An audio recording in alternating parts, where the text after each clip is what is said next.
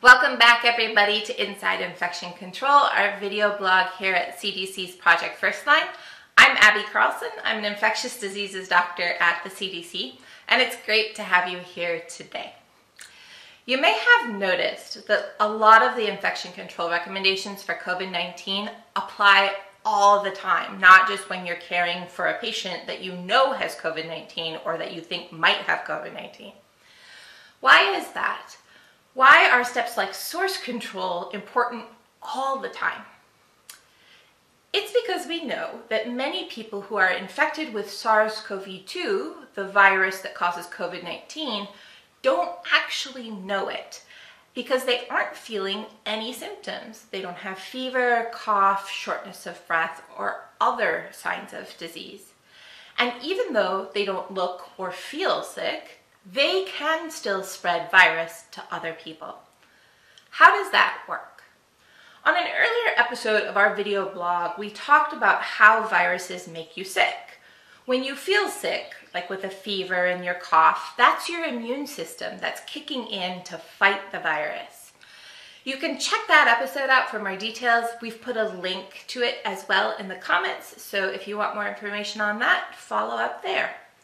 But what's important to remember is that you can be infected with the virus and your immune system can still be working, but you might not feel sick.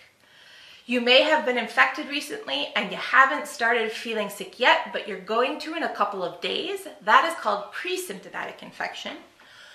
Or you may be infected and you will never feel symptoms at all. That is called asymptomatic infection. It's not clear why some people have milder cases of COVID-19 than others, or why some people are infected with SARS-CoV-2 and never show any symptoms.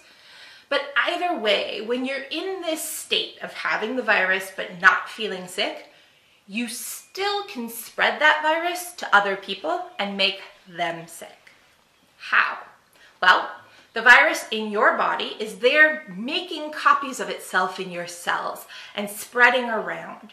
So it's in your respiratory droplets. And those droplets come out filled with virus when you breathe, talk, cough, or otherwise push them out of your mouth and nose, like when you're yelling or you're singing or exercising hard. And those respiratory droplets will spread places. They can be breathed in by others, and then the virus can start attacking that person's cells, or they can fall on surfaces where they can be picked up and spread that way. Just one thing to note, although we're talking about COVID-19, it definitely is not the only disease that spreads from people who are infected but aren't showing any symptoms. Another really common one in healthcare is influenza or flu, and it's a problem every year. So to sum it up, what's important is to keep doing the recommended infection control actions, like masking for source control, to keep that virus from spreading, even if you don't know if you have the virus, and even if you aren't feeling sick. That way you're still protecting other people by having a mask on. As always, thanks for joining us. Please be sure to follow up with us. We're on Facebook, Twitter, and YouTube, or you can meet us on the web, cdc.gov/Project Firstline.